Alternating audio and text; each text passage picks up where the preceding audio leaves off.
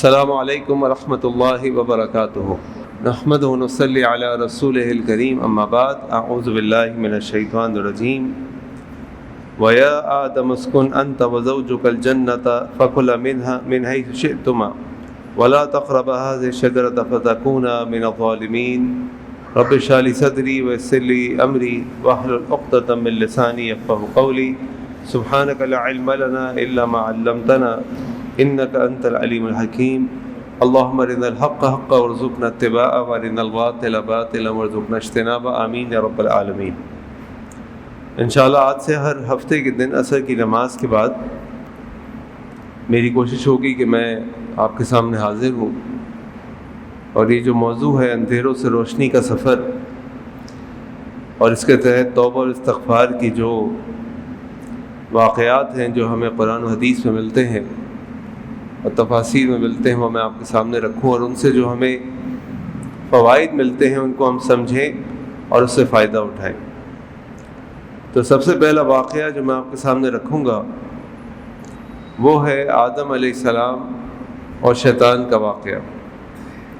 اللہ تعالیٰ نے آدم علیہ السلام کو تخلیق فرمایا، تخلیق فرمانے کے بعد فرشتوں کو حکم دیا کہ اس کو سجدہ کریں، تو فرشتوں نے سجدہ کیا، لیکن شیطان جو اللہ تعالیٰ کا مقرب ہو چکا تھا، اللہ تعالیٰ نے اس کو اپنے دربار میں خاص جگہ دی ہوئی تھی، فرشتوں کی صف میں وہ رہتا تھا، اس نے انکار کر دیا۔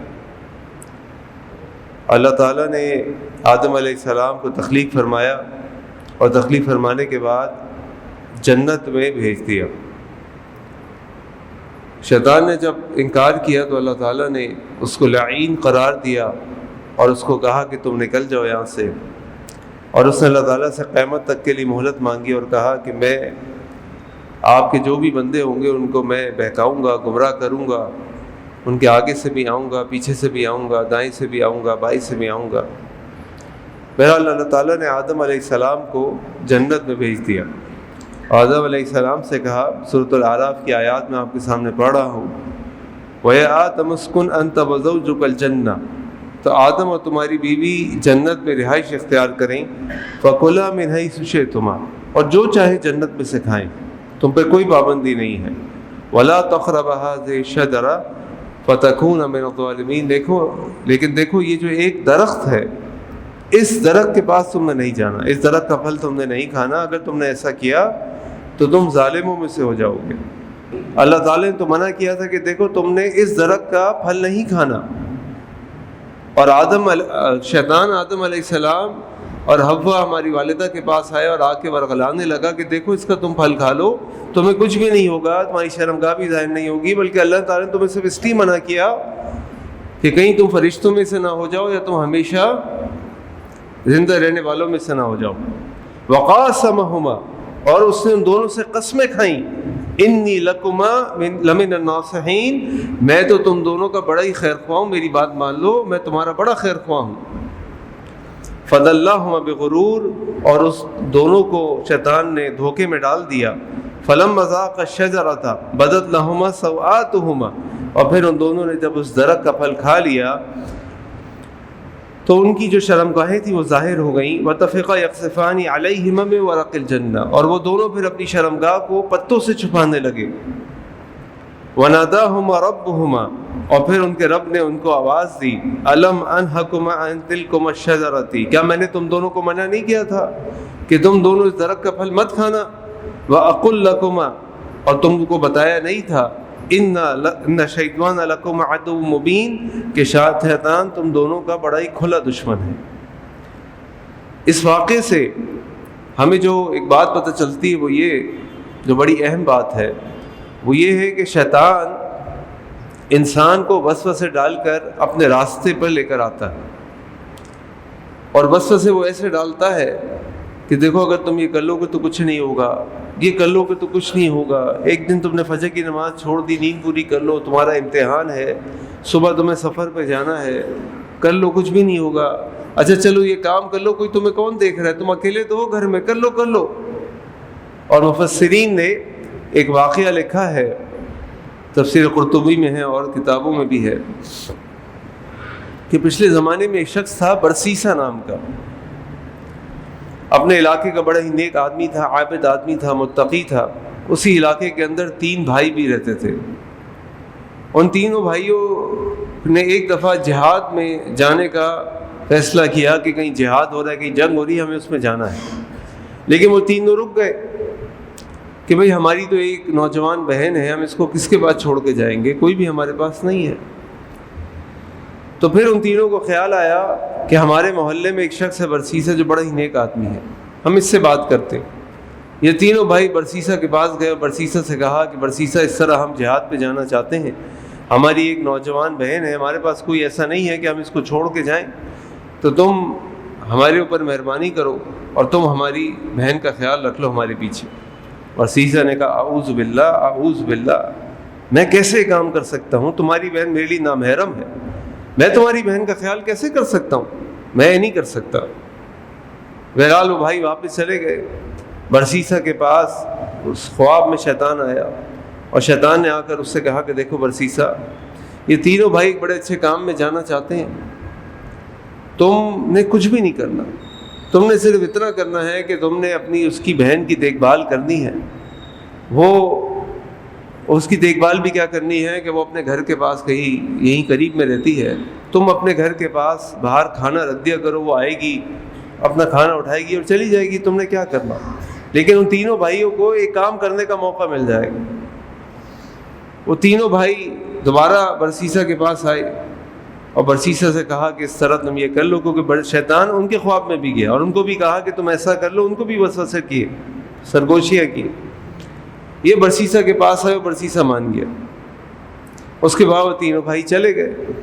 برسیسا کا معمول یہ تھا کہ وہ اپنے گھر کے باہر کھانا رکھ دے تھا، اور وہ لڑکی جو گھر کے پاس ہی رہتی تھی وہ آتی، اس کے گھر کے باہر سے کھانا اٹھاتی اور اپنے گھر چلی جاتی۔ کچھ دن گزر گئے، شیطان برسیسا کے پاس دوبارہ آیا اور آ کے کہنے لگا دیکھو برسیسا، تم اپنے گھر کے باہر کھانا رکھ دیتے ہو، وہ لڑکی اپنے گھر کا دروازہ کھولتی ہے، باہر آتی ہے، چلتے ہوئے تمہارے گھر کے باہر آتی ہے، کھانا لے کر جاتی ہے، تم اس کے ساتھ یہ خیر خواہی تو کر لو کہ کھانا اس کے گھر کے باہر رکھ دو اور کھٹکھٹا کر واپس آ جاؤ۔ وہ لڑکی باہر نکلتی ہے، لوگ اس کو دیکھتے ہیں، تمہاری طرف سے ایک نیکی ہو جائے گی۔ برسیسا نے کہا چلو میں یہ نیکی کر لیتا ہوں۔ برسیسا نے وہ کھانا اس لڑکی کے گھر کے باہر رکھنا شروع کر دیا۔ معمول چلتا رہا، کچھ دن اور گزرے، پھر شیطان برسیسا کے پاس آیا اور برسیسا کے پاس آ کے اس کو سرگوشی کی کہ دیکھو برسیسا، تم نے یہ نیکی کا کام تو کر دیا، لیکن وہ لڑکی جب دروازہ کھولتی ہے، دروازہ کھولنے کے بعد وہ برتن اٹھانے، کھانا اٹھانے کے لیے باہر آتی ہے، تو کسی نہ کسی کی اس میں نظر پڑتی ہوگی۔ تم ایک کام کیا کرو، دروازہ کھٹکھٹاؤ، وہ دروازہ کھول دے، تم دروازے کے اندر جا کے کھانا رکھ دیا کرو۔ برسیسا نے کہا چلو میں یہ نیکی بھی کر لیتا ہوں۔ پھر وہ کیا کرنے لگا، دروازہ کھٹکھٹاتا، کھٹکھٹانے کے بعد کھانا اندر رکھتا اور واپس آ جاتا۔ کچھ دن اور گزر گئے، پھر شیطان دوبارہ اس کے پاس آیا اور آ کے اس کو وسوسے ڈالے کہ دیکھو برسیسا، ایک انسان ہے، وہ کتنے دن اکیلے رہ سکتا ہے، اس کے تینوں بھائی یہاں نہیں ہیں، اس کا کوئی بھی اس کے ساتھ نہیں ہے، تم دروازہ کھول کے کھانا رکھتے ہو، آواز دے کے پوچھ لیا کرو، کوئی ضرورت تو نہیں ہے آپ کو، کوئی کام تو نہیں ہے آپ کو۔ برسیسا نے کہا چلو ٹھیک ہے میں یہ بھی کر لوں گا۔ برسیسا نے دروازہ کھول کے کھانا رکھ کے آواز دینی شروع کر دی، اور آواز دینے کے بعد اس کا جواب مل کے جو بھی بات ہوتی کر لیتا۔ پھر شیطان نے اس سے کہا کہ برسیسا، ہر انسان کا دل چاہتا ہے کسی سے بات کرے، کوئی پریشانی ہو تو اس سے کوئی مشورہ کر لے، تو تم اس سے بات چیت کر لیا کرو۔ تو برسیسا نے دروازہ کھول کے کھانا رکھنے کے بعد اس سے بات چیت کرنی بھی شروع کر دی، اور پھر شیطان نے دوبارہ اس کو وسوسہ ڈالا، اور یہاں تک معاملہ آگے بڑھا کہ برسیسا نے اس لڑکی کے ساتھ زنا کر لیا۔ اس کے بعد جب زنا ہو گیا، اور زنا ہونے کے بعد بچہ پیدا ہو گیا، تب شیطان اس کے پاس آیا اور کہا کہ برسیسا، تم ایک نیک آدمی ہو، سارا محلہ، سارا علاقہ تم کو ایک نیک آدمی کے طور پہ جانتا ہے، یہ بچہ ہو گیا تو لوگوں کو پتہ چل جائے گا یہ بچہ تمہارا ہے، تم اس گھر کے اندر جاتے تھے، برسیسا تم اس بچے کو قتل کر دو۔ برسیسا نے کہا بات تو ٹھیک ہے، اگر کسی کو پتہ چل گیا تو میرا کیا حال ہوگا، میری تو عزت کہیں کی بھی نہیں رہے گی۔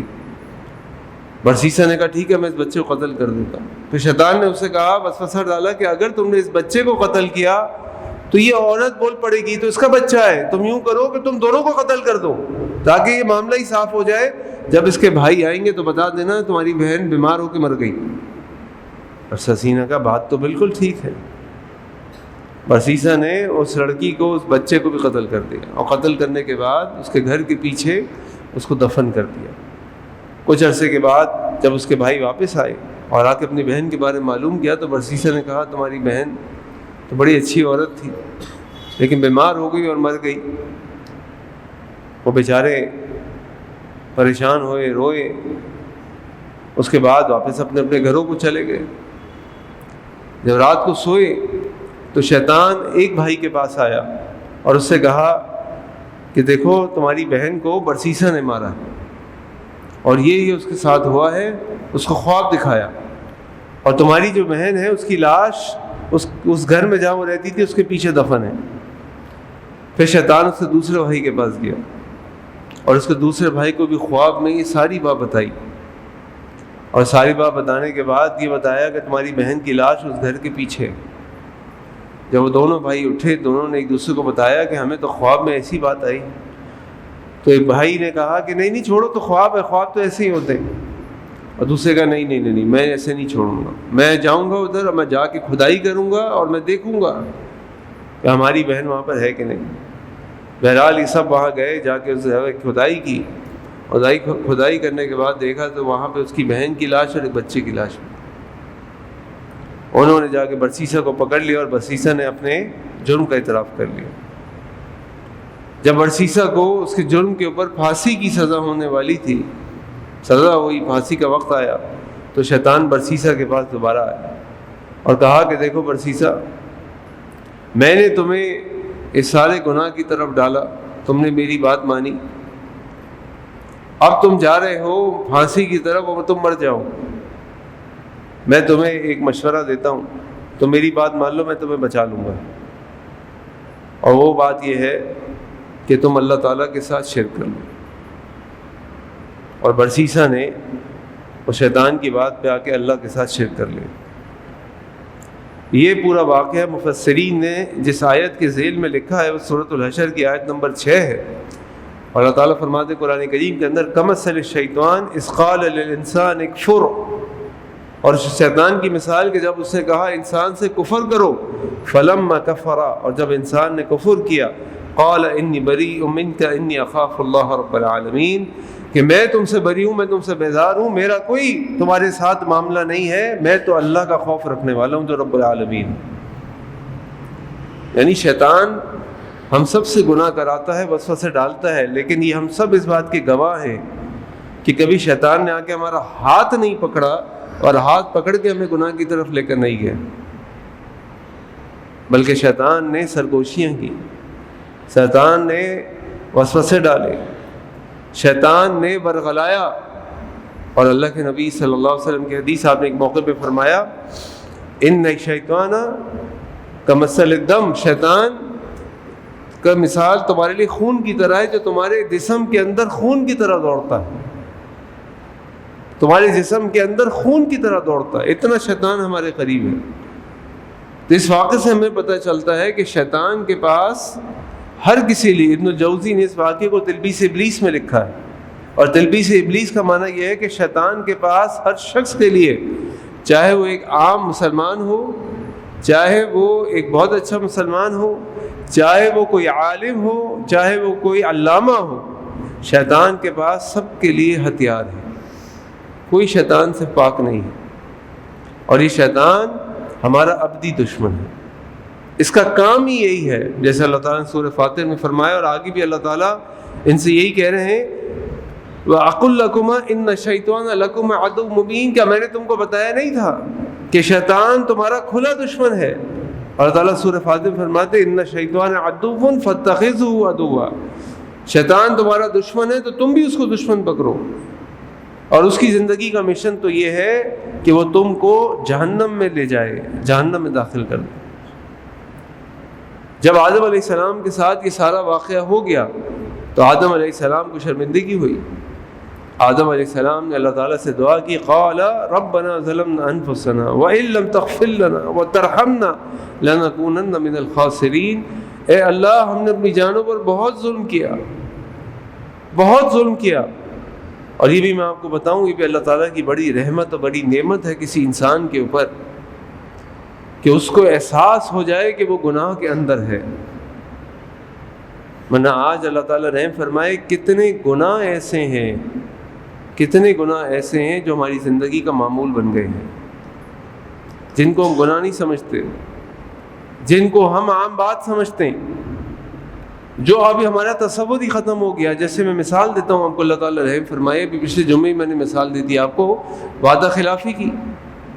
جھوٹ آج ہمارے یہاں ایسے رائج ہے جیسے سچ کو رائج ہونا چاہیے تھا۔ دھوکہ آج ہمارے یہاں ایسے عام ہے جیسے لگتا ہے کہ ہمیں بھول گئے ہیں کہ ہم اللہ تعالیٰ کو جواب دینا۔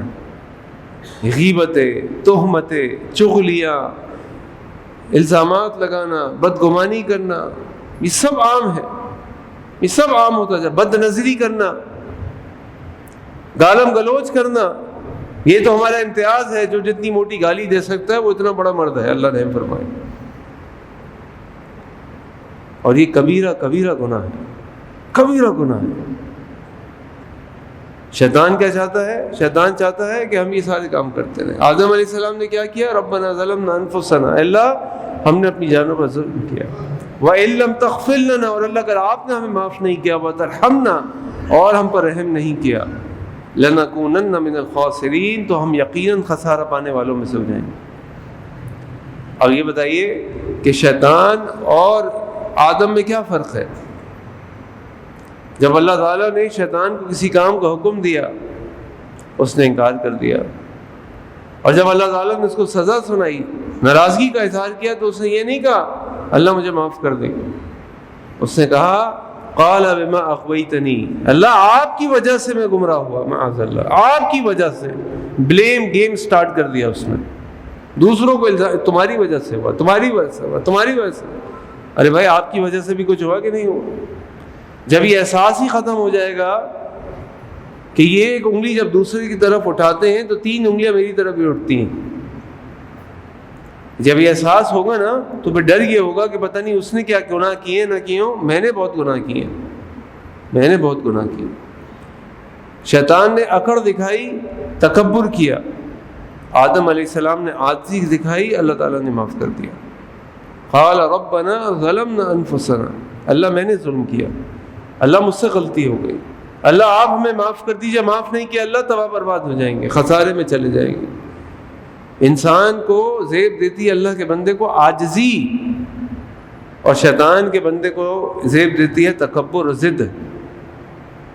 انسان جب اللہ کا بندہ بنتا ہے تو اپنی غلطی مان لیتا ہے، خاموش ہو جاتا ہے، اللہ سے معافی مانگتا ہے، گناہ کرتا ہے اللہ سے معافی مانگتا ہے، اور یہی اللہ تعالیٰ کو پسند ہے۔ اللہ کے نبی صلی اللہ علیہ وسلم فرمایا کل بنی آدم خطاؤن وخیر الخطائین تواب، ہر آدم کی اولاد گناہ گار ہے، خطا کار ہے، اور بہترین گناہ گار خطا کار کون ہے؟ جو بہت زیادہ توبہ کرنے والے ہیں۔ اس واقعے سے ہمیں ملتا ہے کہ شیطان ہمارا ازلی دشمن ہے، ہمیں اس ہوشیار رہنے کی ضرورت ہے۔ اس واقعے سے ہمیں ملتا ہے کہ انسان، اللہ تعالیٰ کو وہ انسان پسند ہے جو عاجزی اختیار کرنے والے ہیں، اللہ سے معافی مانگنے والے ہیں، ضد کرنے والے، کبر کرنے والے، تکبر کرنے والے نہیں۔ اللہ تعالیٰ کو کون بندے پسند ہیں؟ جو توبہ استغفار کرنے والے ہیں، جیسے آدم علیہ السلام نے فوراً توبہ استغفار کی، ہمیں بھی فوراً توبہ استغفار کرنی چاہیے۔ کل بنی آدم خطاؤن وخیر الخطائین تواب، اور توبہ استغفار اللہ تعالیٰ کو اتنی پسند ہے۔ اس حدیث سے میں اپنی بات کو ختم کرتا ہوں کہ اللہ کے نبی صلی اللہ علیہ وسلم فرمایا لو لم تذنبوا، اگر تم گناہ نہیں کرو گے، لذهب اللہ بکم، اللہ تعالیٰ تم کو لے جائے گا، ولا جاء قوم، اور ایک قوم کو لے کر آئے گا، یذنبون، وہ گناہ کرے گی، ویستغفرون اللہ، اور اللہ تعالیٰ سے پھر اپنے گناہوں کی معافی مانگے گی، فیغفر اللہ لہم، اللہ تعالیٰ ان کو معاف کر دے گا۔ اگر ہم اپنے گناہوں پہ معافی نہیں مانگیں گے، اللہ ہم سے ناراض ہو جائیں گے، اللہ ہم کو لے جائیں گے، کسی اور کو لے آئیں گے۔ اللہ کو پسند ہے، کیونکہ جو اللہ کی شان غفاری ہے، اللہ تعالیٰ غفار ہیں، اللہ تعالیٰ غفور ہیں، اللہ تعالیٰ غافر ہیں۔ شان غفاری یہی ہے کہ بندہ اللہ کے آگے مانگے، روئے، گڑ گڑائے کہ میرا رب مجھے معاف کرنے پہ قادر ہے، میرا ایک رب ہے جو میری بات سنتا ہے، میرے گناہوں کو معاف کرتا ہے، میں اپنے رب سے مانگوں گا اللہ میرا رب مجھے معاف کر دے گا، یہ اللہ کو پسند ہے۔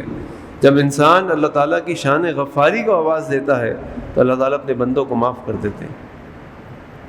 تو اللہ تعالیٰ سے خوب معافی مانگنی چاہیے، اور یہ معافی مانگنے کا مہینہ ہے۔ اللہ تعالیٰ سے دعا ہے کہ اللہ تعالیٰ ہم سب کے گناہوں کو معاف فرما دے، اللہ تعالیٰ ہمیں ان واقعات سے سبق سیکھنے والا بنا دے، اللہ تعالیٰ ہم اپنی زندگی کو اللہ تعالیٰ ہمیں گناہوں سے پاک و صاف رہنے والا کرنے والا بنا دے۔ سبحانک اللہم بحمدک اشہد ان لا الہ الا انت استغفرک و اتوب الیک۔ السلام علیکم ورحمۃ اللہ وبرکاتہ۔